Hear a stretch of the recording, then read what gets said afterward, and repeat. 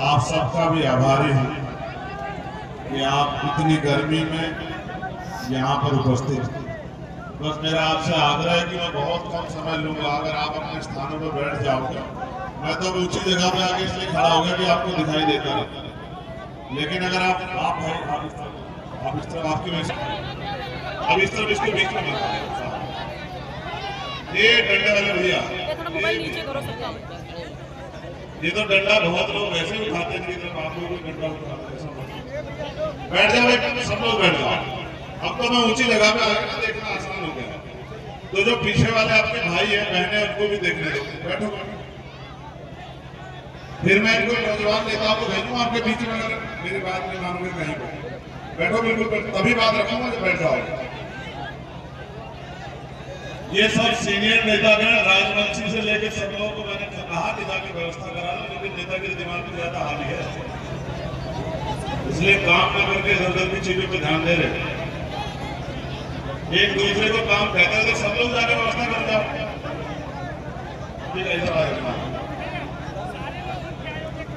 एक भी साथी मुझे नौजवान नेता खड़ा ना दिखाई दे, काम करे। गर्मी का समय, व्यवस्था बनाने में मदद करे। प्यारे साथियों, सर्वप्रथम मैं बहुजन समाज में जन्मे उन सभी संतों, गुरु और महान पुरुषों को नमन करता हूं, जिनके स्वाभिमान, सम्मान और जब आज उनके प्रतीकों पे, उनके सम्मान पे आँच आई है, तो मुझे आपके बीच आना पड़ा। इसलिए मैं बड़ा दुख प्रकट करता हूं कि जो हो रहा है वो अच्छा नहीं, लेकिन मैं अपनी बात आपके बीच में रखूंगा और मुझे उम्मीद है कि मेरी बात आपको समझ आएगी कि क्या और क्यों हो रहा है। लेकिन ये जो कुछ बात साथी ये अच्छा काम नहीं कर रहे, जो बैठ खड़े सीने लोग पकड़ पकड़ के बिठा रहे हैं, लोग फिर भी नहीं बैठ रहे हैं, जो आपके बराबर में।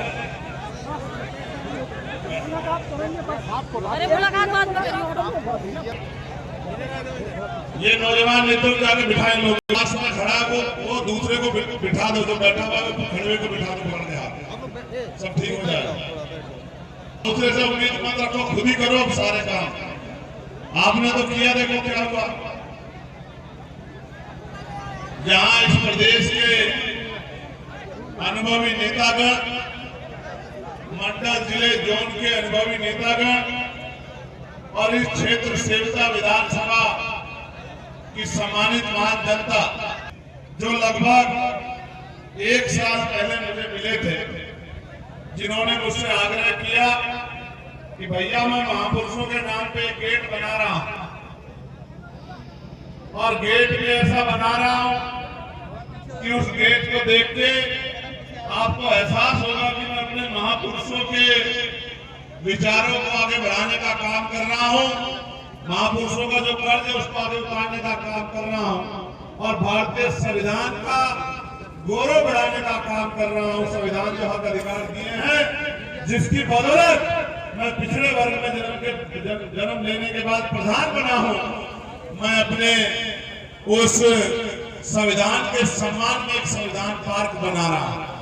मैंने इनसे आग्रह किया कि भाई प्रधान जी, दूसरे प्रधान तो धन कमाई का काम कई जगह करते दिखते हैं, आप ये सब चीजें क्यों कर पाया।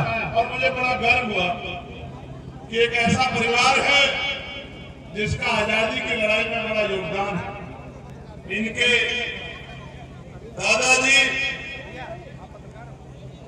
श्रद्धेय मनबहाल मौर्य जी, जो स्वतंत्रता संग्राम सेनानी रहे, यानी कि अंग्रेजों के खिलाफ लड़े और अंग्रेजों को इस मुल्क से भगाने के लिए जिस परिवार ने अपने परिवार की, बड़े भैया यहाँ बैठे हैं, 1 बीघा जमीन विद्यालय, 1 एकड़ जमीन की विद्यालय बने, गरीब बच्चों को पढ़ने का अवसर मिले, फूले साहू अम्बेडकर पेरियार अपने महापुरुषों के रास्ते को मजबूती मिलन के विचार आगे बढ़े, 1 एकड़ जमीन अपनी विद्यालय के लिए दान कर दी। उस परिवार का मैं आप सबकी तरफ से आभार प्रकट करता हूं। मैं आपसे उम्मीद करता हूं कि ताली बजा के आप उस परिवार का स्वागत करें। जहां एक एक जगह जमीन पे लड़ाई हो जाती है, जहां एक एक जमीन पे 100 गज जमीन पे कत्ल हो जाते हैं, वहां इस परिवार के विचार को हम सब लोगों को सराहना चाहिए कि इस परिवार ने 1 एकड़ जमीन गरीबों के बच्चों के लिए विद्यालय बने, बाबा साहब अम्बेडकर का सपना पूरा हो, शिक्षा शेरनी का दूध आप तक पहुंचे और आप लोग शिक्षित बन के ऊंची ऊंची कुर्सियों पे पहुंचो। ये करने के लिए इस परिवार ने 1 एकड़ जमीन अपनी दान कर दी। मैं इस परिवार का आभार प्रकट करता हूं। प्यारे साथियों, इतना ही नहीं, गेट देखो कितना शानदार बना, कितना शानदार गेट बना। किस नाम पे बनाया है? अपने दादाजी के नाम पे नहीं बनाया, अपने नाम पे नहीं बनाया। यहाँ तो लोग अपने नाम की प्लेटें लगाते हैं। अखंड भारत के निर्माता और चक्रवर्ती सम्राट अशोक महान जी के नाम पे गेट बनाने का काम किया। उस पर तस्वीरें कितनी लगाई। जब इन्होंने मुझे बताया कि साहब 2-3 दिन पहले कि साहब उधर तो बड़ी परेशानी खड़ी हो गई है, एडमिनिस्ट्रेशन पुलिस के लोग मुझे डरा रहे हैं। 1 महीने 2-1.5 महीने पहले मेरे पास आए थे, उनसे समय मांगने, तो मैंने इनसे कहा कि आप चिंता मत करो, अभी आप प्रधान हो, 4-6 महीने रहोगे। तो बोले भैया ऐसा क्यों, चुनाव का समय आ गया। तो मैंने इनसे कहा कि चुनाव का समय भले आ गया, लेकिन सरकार की हिम्मत नहीं कि चुनाव करवा दे, ये चुनाव पीछे जाएंगे और चुनाव 6 महीने बाद होंगे। ये बात मैंने इनको और सौरभ किशोर को कही थी। इन्होंने कहा ऐसा क्यों कह रहे हो? मैंने कहा मैं जमीन पे काम करता हूँ, हमारे कार्यकर्ताओं की मेहनत से आजाद समाज पार्टी का काम गांव-गांव में बढ़ रहा है और भाईचारा संगठन की वजह से भाईचारा मजबूत हो रहा है बहुजन समाज के लोगों में। तो इनकी हिम्मत नहीं पड़ेगी कि ये ग्रामीण क्षेत्रों का चुनाव करा दे। ग्रामीण क्षेत्रों का चुनाव कराएंगे तो प्रधान हमारा बनेगा, जिला पंचायत सदस्य हमारा बनेगा, क्षेत्र पंचायत सदस्य हमारा बनेगा, वार्ड का मेंबर हमारा बनेगा, ब्लॉक का अध्यक्ष हमारा बनेगा, ब्लॉक प्रमुख हमारा बनेगा, जिला पंचायत अध्यक्ष हमारा बनेगा। और ये डंडे के जोर पे जिला पंचायत अध्यक्ष और ब्लॉक प्रमुख बनाने का काम करेंगे। प्रशासन को, पुलिस को मजबूर करेंगे गुंडागर्दी करने के लिए।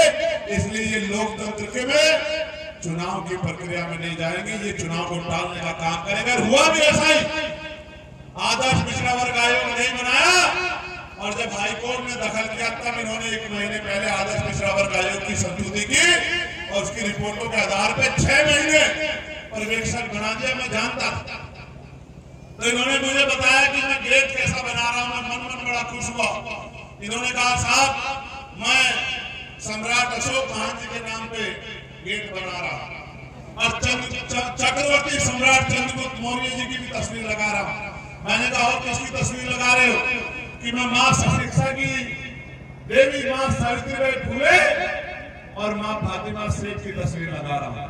मैंने कहा बहुत अच्छा काम कर रहे हो भाई। मैंने कहा और किसी तस्वीर लगा रहे हो? तो बोले साहब मैं तस्वीर लगा रहा हूँ बाबा साहब अम्बेडकर की और मान्यवर काशीराम साहब की तस्वीर लगा रहा हूँ। मुझे बड़ा अच्छा लगा कि भाई ये तो मौर्य जी बहुत अच्छा काम कर रहे हैं। मैंने कहा और किसकी तस्वीर लगा रहे हो? कि मैं बाबू जगदेव प्रसाद कुशवाहा की